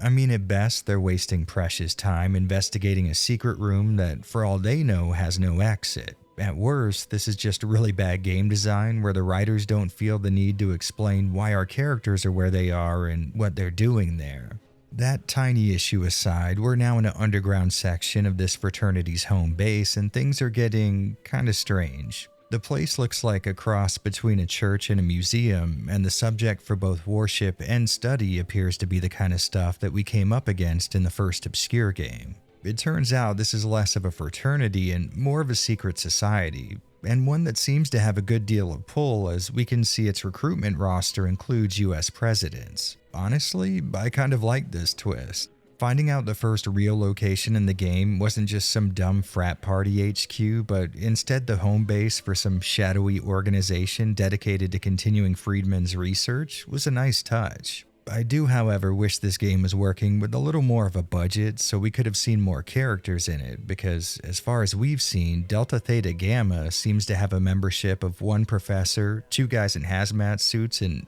maybe a bouncer? So after working our way through the Delta Theta compound, wouldn't you just know it? The exit dumps us out right next to the stadium that we needed to get to anyways. Once we head inside, we're shown Corey kneeling like he had just gotten his ass kicked, and Kenny's going on about becoming one with him in a hive mind sort of sense. Which does make me question why he killed May instead of turning her into a monster as well, but whatever. Well, the nimble skater that we all know would never submit to that, so with his last bit of strength, he lifts his gun in defiance and blows his teeth out of the top of his head. I really did not get this. I mean, the guy was armed, backup had just arrived, and he had a really good reason to want revenge on the monster in front of him. I mean, if Corey did indeed have to die, maybe it should have been in a last-ditch effort that enabled Shannon and Stan to strike the killing blow or something like that. My genuine best guess is that he was infected in some sort of way, and Kenny's dialogue from before was less hypothetical than it sounded. But even then, he could have helped out a little, put up some sort of a fight. If we're just talking in a strictly narrative sense, he could have done anything, and it would have been a lot better than choosing to shower the lawn with his frontal lobe. So far, I've been a big fan of the story pulling brutal plot twist out of its plant-like ass, but this one broke the camel's metaphorical back. Anyway, what you could call his sacrifice, I guess, leads us into the second boss fight we've engaged in so far, where the only 2 living characters left on the roster mess around with this overhead lighting rig till it somehow falls on Kenny, but not them. And I really don't want to continue being that guy, but this thing seems way less deadly than the last thing that fell on him, so maybe the writers should have swapped these 2 events on the timeline. It doesn't really matter though, because with his last breath, the once noble, spiky-haired, sleeveless shirt enjoyer exhales the black spores that controlled him before asking Shannon to take care of his child. Then we get to see James flying away with Amy, and I guess the idea here is that what she was pregnant with was this massive spore cloud. And at first, the game makes it look like that's the end of all this, but then the cloud grows massive and we're left with a sequence so lame I truly cannot tell if I love it or hate it. Man, you think this is finally the end of it? I don't know. But it is time to cut all family ties, once and for all. Rock and roll, baby. Rock and roll. Now obviously, the developers thought they'd be able to squeeze another sequel out of this ending, and to be honest, I would have been really stoked to see what another attempt at this absolute whack job of a story looked like. Sadly though, that chance never came, and the Obscure series would end right here with part 2. And maybe that's fitting, or poetic, or funny, I'm not really sure. You look so serious when you say these things. You're getting on my nerves. Yeah, whatever. If I were forced to summarize the entirety of Obscure 2's story with a single word, it would have to be messy. At some points, it reads like part 1, a relatively lighthearted tale written by adults trying to encapsulate the experiences of young people not too far outside of their world, but far enough to exhibit a strange, uncanny valley type of aura. But then other times, it dips into this incredibly dark, almost disturbing story that isn't afraid to go way further than video games of its day commonly went. It's a strange combination of elements that I wouldn't necessarily say worked well together, but at the very least made the game stand out for me. To be honest though, a lot of what makes this narrative so odd is the fact that it's damn near unfinished. Or maybe a better way to say that is Obscure 2 feels like it was made up of a few different unfinished stories. I don't really have any evidence to back that up. I mean, there's almost no information online concerning this game's development, but as I went back over its events to write the script for this video, I couldn't escape the feeling that there were these hard bumps in it where you could almost feel it shifting into a completely different tale. It starts out exactly like you would expect for a game following the first Obscure and continues down that path until taking a hard ride onto brutal slasher boulevard. And shortly after that, it tries introducing harsh, real-life subject matter with varying levels of success just before pulling a plot point concerning this guy out of its ass so long after he was introduced that I can't help but feel like they forgot about him just like I did. Then everything gets filtered through this sort of deep twist that would have been awesome if it wasn't so sudden and unsupported that it felt like someone was just making shit up as they go. This reminds me of that movie with the exorcism. You can almost feel the writers going for this aha moment where the players are faced with something that's been there the whole time but are only just now seeing it. But in reality, none of us could perceive any of those elements because they weren't there. So when the twist is finally revealed, it ends up feeling unearned. I mean, sure, I definitely didn't see that coming, but to be fair, I get the feeling the writers didn't either. Something has changed in you. Many things have changed. Yeah, you've mastered all of this, while I've become addicted to pills. Listen, I am having a hell of a time trying to talk around all of the absolutely wild set of spoilers this game has to offer, so instead I'll summarize the story by saying, it's awful. And I sort of liked it. You know how no matter how hard you try, it seems almost impossible to drive by a car crash on the side of the road without at least craning your head just for a moment to satiate that macabre curiosity inside of you? Well, in a weird way, that's exactly what it was like playing Obscure 2. As an entire package, I don't think it comes together into much of anything at all. And like I said, it feels like several unfinished prototype stories hurriedly stitched together. But I'll be damned if it didn't also keep my interest and entertain me the entire time. Usually, a game is going to have me on the edge of my seat because I care enough about the events that I'm taking part in. There's an investment, and I want to see things through to the end. With Obscure 2 Aftermath, though, I was in pure awe almost the entire time, and I kept at it because at no point could I even pretend that I knew where things were headed. I mean, even now, as I recount the game's events, I feel the near constant urge to say, I swear to God, I am not making this up. So if there is one thing that should get you to try Aftermath out, trust me, it is the story. Once again, it's not good, not even close, but it's probably one of the most wild rides you could take in the medium, which certainly counts for something. And that's actually really good, because if this thing had to sell itself on gameplay alone, I don't think we would have any buyers. I'm not easy, you know. Of course not. I'm really interested in your inner beauty. You know that. Now, we've already talked about a lot of my issues with the way that this game operates, and yes, I get that it could be easy for you to think that my only gripe is that it's no longer a survival horror game, at least as a whole.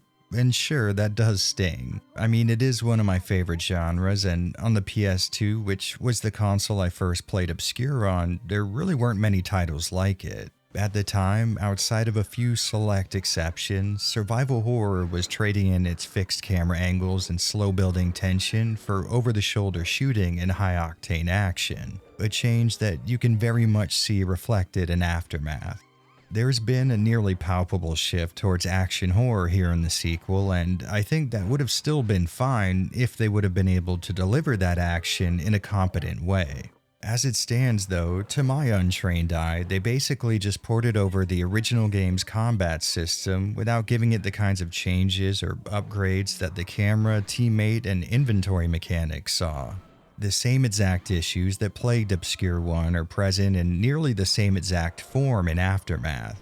There's no feeling of impact at all, leading to a vague at best sense of who's being damaged at any moment. And the shift towards resource scarcity feels like an overcorrection, leading to the game's worst asset, its melee combat, becoming the player's main option most of the time. It might be kind of hard to tell just by looking at my footage, but the combat in this game can best be summed up as feeling sloppy and unpredictable. Sometimes I would die and have to replay a really long section, which means getting into all the same fights again, and I swear it felt like how I made out in those fights were up to some sort of internal dice roll.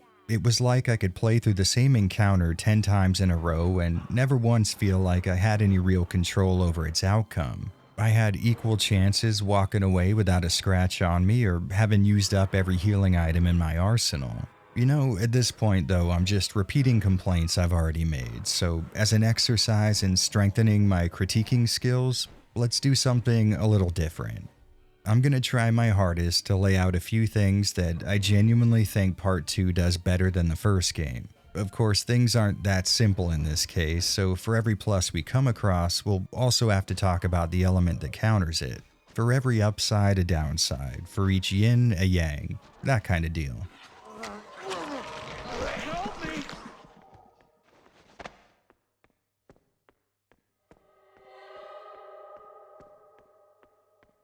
Alright, so to properly ease into this thing, we're gonna start small.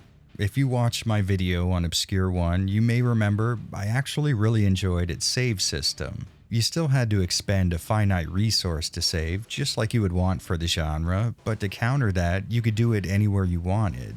It was really convenient without completely breaking the expected challenge these games are supposed to deliver, but to be fair, there were so many blank CDRs to be found in the game that it was effectively limitless. I'm sure you could theoretically run out of these things, but the kind of person who would probably had more pressing matters to tend to than playing Obscure, like getting all their meals through a bottle and learning how to crawl.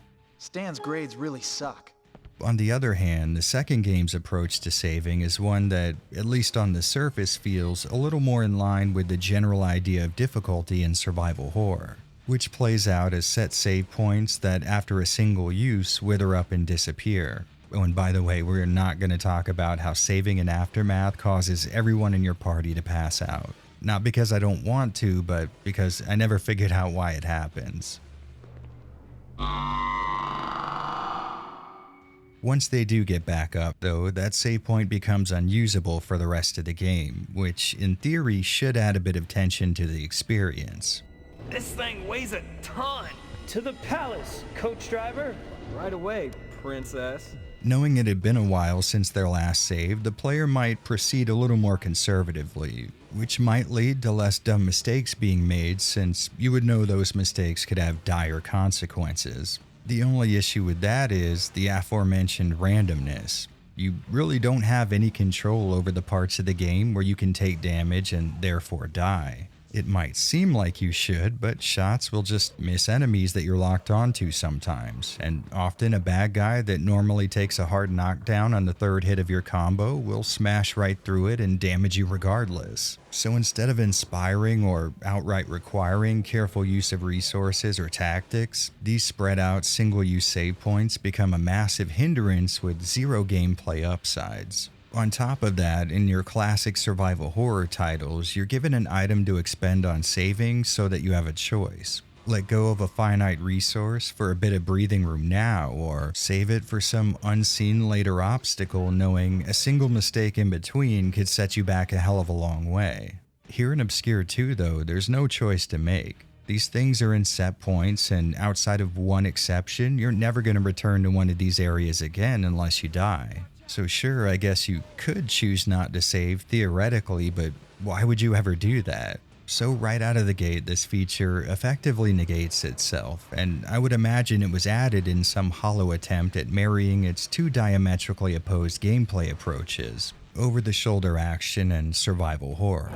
What a disgusting pile of fat. Next up, since I've already used the word like 8 times in the last few minutes, let's talk about the parts of Aftermath that actually do play out like a survival horror game. Now this is gonna sound wild, but I'm being dead serious when I say that these small stretches do an amazing job at including all of the elements the genre is known for, and in a way that feels just as good, if not better than the original.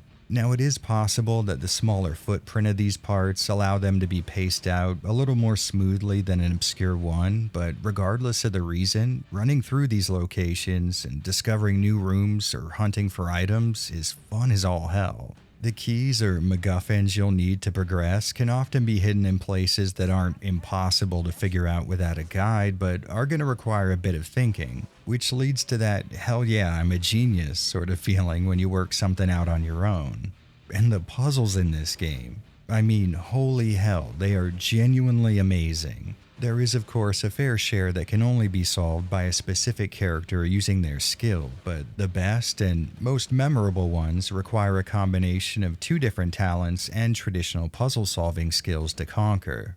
Now, it is 100% possible that I'm enjoying these things so much because the game surrounding them is so bad, and it is worth mentioning that most of them are fairly simplistic in their nature, but that doesn't keep them from being entertaining as hell to work through.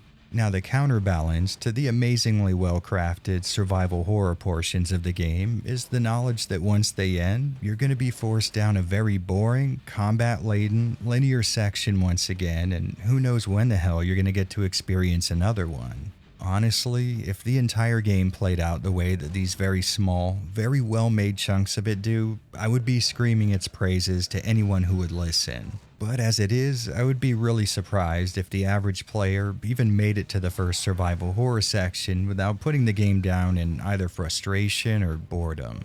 Okay, forget it, you adolescent little boy. Now, this next one is something we've already touched on, so I'm not going to go too deep with it, but like I already said a while ago, this game singles out the team mechanic from the first game and gives it a hell of a lot of attention. Basically, instead of giving some characters a leg up on an action that everyone else can perform, Aftermath makes each member of the team necessary for a specific task. I like to see you work out. Yeah? Does it make you all hot and sweaty for me?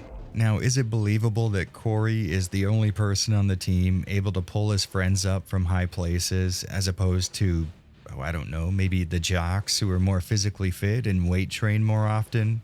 No, but it makes for fun gameplay, so who cares? The problem with this upside, though, is that it necessarily erases some of the aspects of the teammate system that I really liked in Part 1. Being able to beat the game as long as 2 people were left alive in the group was unique and I think worth expanding on. Of course, since the game is now set up with each talent in mind for certain areas, that's no longer possible, but maybe instead of having a set layout where a specific skill is required to get by, you could have several routes that could be accessible depending on who you take with you. With something like this, the game wouldn't have to go out of its way quite so often to split the team up.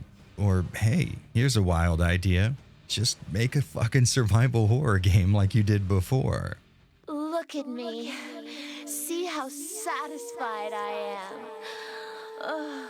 Pleasure has opened its petals inside my body. Okay, I can admit that was a little petty, but since we already started, there's no point in stopping, so here's 2 issues that probably don't matter but bothered me enough to mention anyway. First up being the camera. Now, I don't exactly hide my love for fixed perspectives, and if you've watched this channel before, you might imagine my problem would be that they switched to a fully controllable camera, but surprisingly it's not. It's actually that they didn't go fully in one direction or the other. Some areas have nearly full 360-degree control over your view, and some don't. You are given the ability to tilt the perspective in very limited capacity in the what I can't call fixed, but let's say non-controllable camera sections, which is fine, I guess. I mean, to be honest, a classic survival horror game that gives you the option to slightly adjust your view by a few degrees here or there is actually kind of interesting sounding if it's pulled off right. The issue in Aftermath, though, is that these controllable and non-controllable camera sections are often placed right next to each other. So you could be swinging your view around to get an idea of where you're headed or where you are, and then 2 steps later, it's locked in place from a different perspective.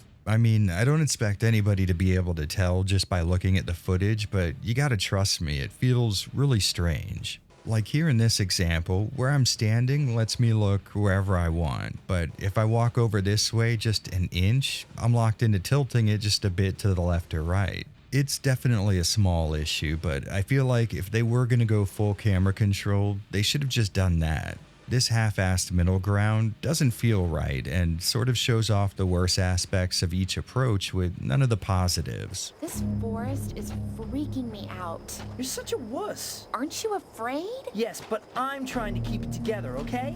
And lastly, I really hate how easy it is to get body blocked by your partner in this game.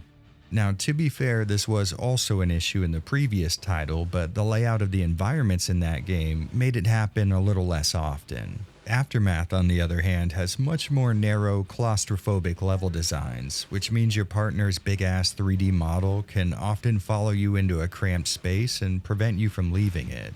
I did eventually get pretty good at just switching to my partner when this would happen, but I feel like I should be using that mechanic to deal with purposeful development inclusions and not to make up for problems Hydrovision failed to figure out before launch. All you need to do is stay alive, and she needs to stay alive.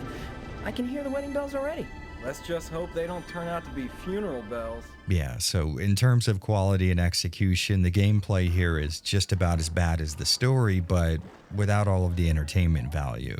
That being said, I can't really say that Aftermath is a total lost cause. I mean, I did put a fairly good amount of time into it across its 4 platforms, and believe me, if the game had no redeeming qualities, I would not have beaten it 3 times. I think the issue is that the parts of it that really shine and make it worth playing tend to only last for a small chunk of time, and then afterwards you're forced to run through a gauntlet of shit that feels more akin to self-induced torture than a video game. It can certainly be a dopamine hit when you do stumble across one of the game's well-crafted sections, but in the back of your head, the entire time you're enjoying it, you know it's going to end very soon, and then it's going to be back to frustration and boredom. It's honestly a sad situation because with just a bit of tweaking to the combat and a bit more balance in the resources, this could have easily been a fun action horror experience. Nowhere near one of the all-time greats in the genre, but a fun time worth checking out based on its gameplay alone.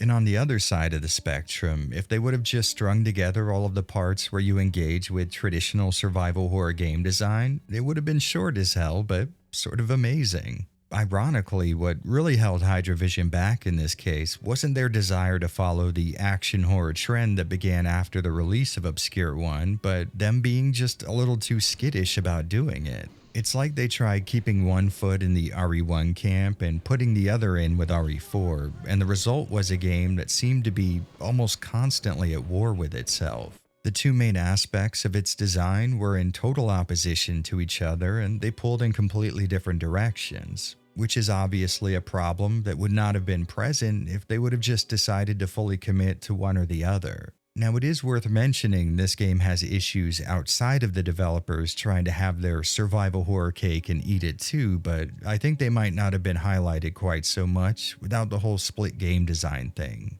All of that being said, I don't know, there's still something here that I enjoyed. Not exactly enough that I can truly justify saying that you should play this mess too, but I think if you combine the flawed as hell gameplay with a story that is pure insanity in all of the best and worst ways, I think you come away with an experience that averages its ups and downs a bit. It's like half of the game is so bad it's good, but the other half is so bad that it comes right back around to being bad again. The video game equivalent of a Neil Breen film. I knew you were here. I could feel your presence. I'm so ashamed. Now, whether or not that sounds like a good trade-off is up to you, but just in case you do decide to take that plunge, you know damn well I got you covered when it comes to how each version of the game stacks up. Don't worry, I'm on it.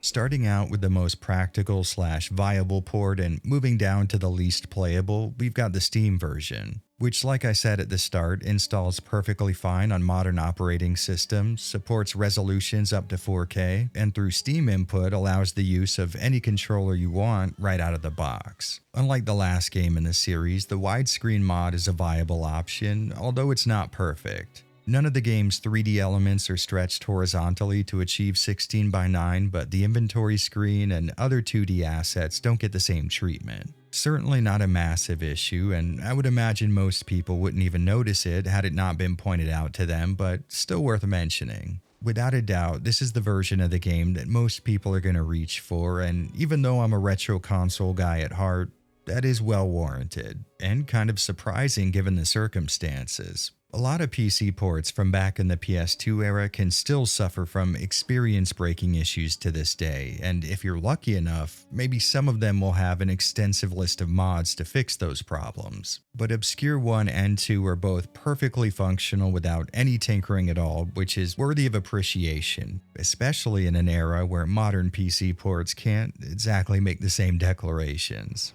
I feel empty. Why do I feel empty?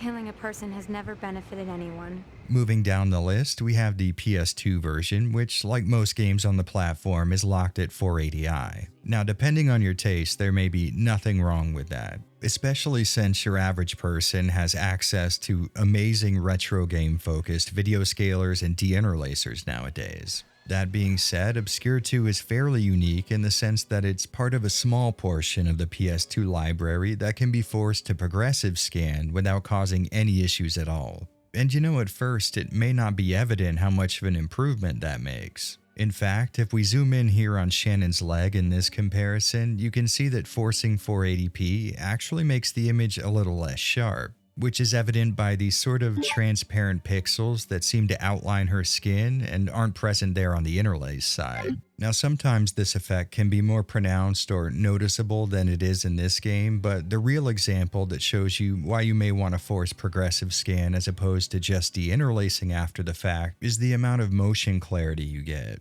In this example here, I've slowed each clip down to 10 FPS, and on the interlace side, no matter where you look, you can see dancing pixels and little details that are constantly shifting, where the 480p side maintains roughly the same amount of clarity in each frame. Now, this is something that I need to slow down and zoom in on for a YouTube video to be able to make it obvious for you guys watching, but trust me, in person, it's just as noticeable. It's not exactly a good reason to ditch 480i in general, but for sure a solid argument for going with 480p whenever it's an option. I did already talk about the PS2 port's less than stable frame rate, and it's definitely a bit of a letdown compared to the first game, but in all honesty, I didn't find it to be much of a problem. I'm typically someone who's heavily affected by frame rate, and I can certainly feel the difference when playing the 60 FPS versions of this game, but it still feels smooth enough and plays like it should. We're gonna trap this nutcase, cut him up like a log, and spill his guts! Without a doubt, no one is going to be seriously considering the PSP as a potential platform for their next playthrough of Obscure 2 outside of me and like 3 other people on planet Earth. But if you do happen to belong to that group, you can expect a mixed bag in terms of the experience. Now, right off the bat, the game looks amazing considering the platform. Obviously, the developers had to cut back on things like texture resolution, shadow maps, and lighting effects, but even with that in mind, it's insane how close this game comes to visual parity with its console counterparts, proving yet again that the PlayStation Portable was a king in its day and didn't get anywhere near the amount of credit that it deserved. Coming down from that high a bit though, we've got a halved frame rate target of 30 FPS, which I would say is an understandable concession given the circumstances. Now sure, a game like Silent Hill Origins was able to double that frame rate, but to be fair, that's because it was built from the ground up as a PSP title, which means a lot of optimizations and efficient resource usage was built into its foundation. On the plus side though, this is a rock-solid 30 FPS with little to no noticeable sections where it dips significantly below that, so every dark cloud truly does have a silver lining. Well, except for this next one. On a gameplay level, there were a few small changes, but one massive one is that you can no longer use healing items on your teammate from the real-time inventory. Meaning, if you want your partner healed, you'll have to switch over to them and have them use a healing item. Which is fine in most scenarios, but it makes boss fights way more difficult. On the other hand, thanks to this being a portable platform, the save points are reusable now, which is a positive so noticeable they made the same choice with the Wii version. In order to fit the native 4:3 image of Obscure 2 onto the PSP's wider and more narrow 30:17 aspect ratio, the developers opted to just zoom and crop their way into widescreen, and I would say that was a really bad idea. I mean, I get that expanding the viewable playfield would have put more of a burden on that impressively stable frame rate, but the amount of lost vertical FOV is really detrimental to the gameplay. I always felt like I wasn't able to see much more than the ground in front of me, and it made navigating even the more linear sections a little bit of a challenge. Countering that though, we've got the full Obscure 2 experience on this UMD, including all of the pre-rendered cutscenes, and at a certain point you just have to step back and appreciate how amazing that is. Like I already said at the start of the video, I'm using the homebrew app Sharp Scale on a modded PS TV and piping that 720p HDMI signal into a RetroTink 4K to get these results. So you could certainly say that this is far from the most common use case, but I can tell you from experience the game looks incredible on either a PSP or a PS Vita's screen. Come on, Blondie, what are you waiting for? An invitation? Continue like that and I won't need an invitation to kick you where it really hurts. Alright, so there are a couple of downsides to consider when going with this port of the game, but outside of the whole FOV problem, I think they're all the kind of stuff you'd probably expect when playing a portable version of a 2008 console game. So if you still have an old PSP knocking around in some closet somewhere, maybe dust that bad boy off and get yourself an interesting horror game to play on your daily commute. He's gonna pay me for it. Nobody touches my wheels.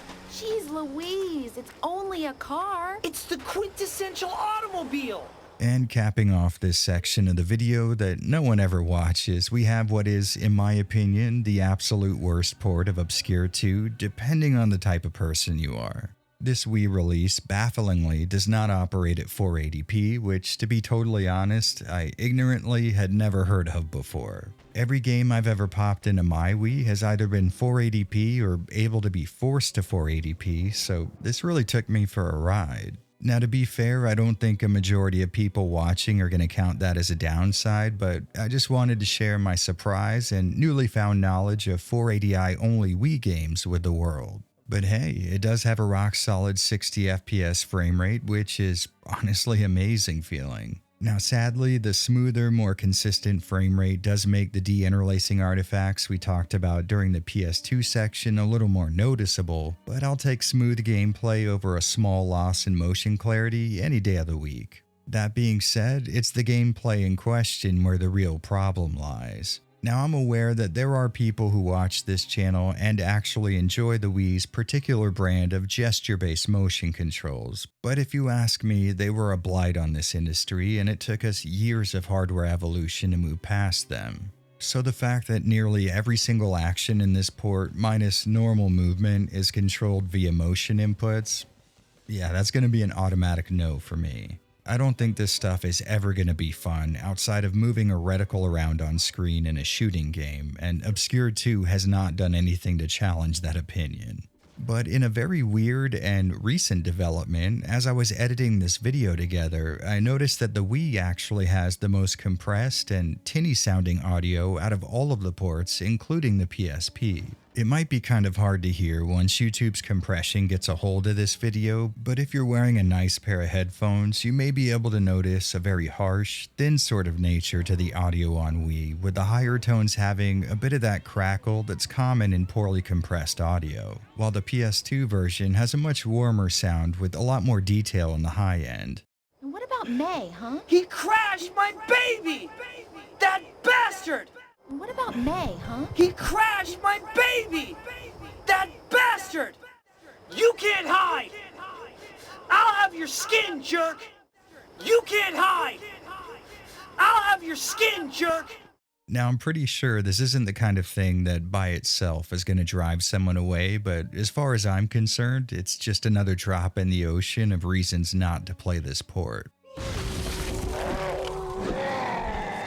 And to cap this section off, here's a look at each offering side by side. Like most cases, the clear winner in resolution and clarity is going to be on the PC. But with so many strange quirks and special considerations surrounding all of the console ports, it's really hard to say that any one of them has a clear leg up over another. As usual, it's going to come down to your own personal taste, which one looks the most appealing, but regardless, I'm really happy that I got the chance to check out such a unique port library. This was a really strange lineup, all things considered, and for me, those are the most entertaining to run a fine-tooth comb through. In terms of closing thoughts, Obscure 2 is a very, very weird video game. It's not as mechanically solid as its predecessor, and after playing it, I can definitely see why we never got another one, which maybe was for the best. It's sort of poetic in a way. I mean, this series is such a perfect amalgamation of the era that spawned it, it almost seems right that it never got the chance to leave that period of time. Now, is it bad? Yes, but I'm still really glad that I took the time to play it, understand it, and enjoy it.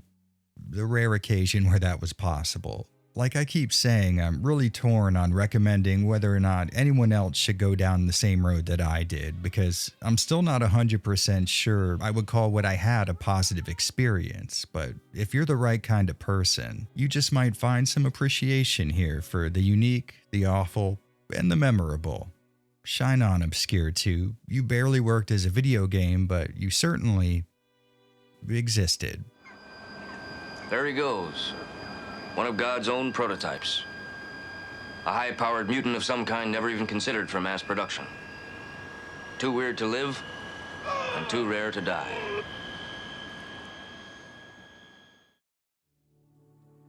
Hey there, you dorks and/or nerds. Thanks so much for watching. While I was writing this script, I had a rant planned about how skaters are always being portrayed as skinny guys that need the jock characters to do all the heavy lifting for them, and how us muscular skateboarders deserve representation. But I ended up cutting it from the final video, so as I thank all of my YouTube members and Patreon supporters, enjoy some random footage of me skating over the years.